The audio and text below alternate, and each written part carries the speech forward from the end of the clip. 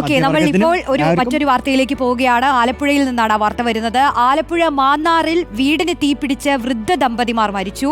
ചെന്നിത്തല സ്വദേശികളായ രാഘവൻ, ഭാര്യ ഭാരതി എന്നിവരാണ് മരിച്ചത്. വീടിന് തീപിടിച്ചതിൽ ദുരൂഹതയുണ്ടെന്ന് പോലീസ് പറയുന്നു. പ്രവീൺ പുരുഷോത്തമൻ ചേരുന്നുണ്ട് വിശദാംശങ്ങളുമായി. പ്രവീൺ, എങ്ങനെയാണ് ഈ വീടിന് തീപിടിച്ചത്? ഈ ദുരൂഹത എന്താണെന്നാണ് കരുതുന്നത്?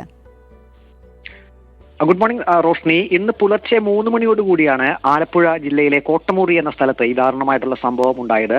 അവിടെ ഒരു വീട് പൂർണ്ണമായും തീപിടിച്ച് കത്തി നശിച്ചു. 2 പേരാണ് വീട്ടിലുണ്ടായിരുന്നത്. 2 വൃദ്ധ ദമ്പതികളായിരുന്നു. 92 വയസ്സുള്ള രാഘവൻ, 88 വയസ്സുള്ള ഭാര്യ ഭാരതി.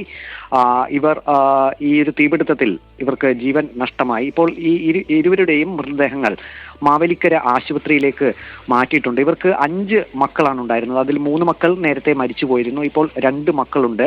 ഈ വീട് ഷീറ്റ് കൊണ്ട് നിർമ്മിച്ചതാണ്. എന്താണ് തീപിടുത്ത കാരണം എന്നത് സംബന്ധിച്ച് മാന്നാർ പോലീസ് അന്വേഷണം ആരംഭിച്ചിട്ടുണ്ട്. ഒപ്പം തന്നെ ദുരൂഹത ഉണ്ടോ എന്നൊരു സംശയം പോലീസിന്റെ ഭാഗത്തു നിന്ന് വന്നിട്ടുണ്ട്. ഏത് രീതിയിലാണ് വീടിന് തീപിടിച്ചത്, ആരെങ്കിലും മനഃപൂർവ്വം തീയിട്ടതാണോ തുടങ്ങിയ കാര്യങ്ങളൊക്കെ മാന്നാർ പോലീസ് ഇപ്പോൾ അന്വേഷിച്ചുകൊണ്ടിരിക്കുകയാണ്. ശരി, പ്രവീൺ പുരുഷോത്തമനാണ് വിശദാംശങ്ങൾ നൽകിയത്.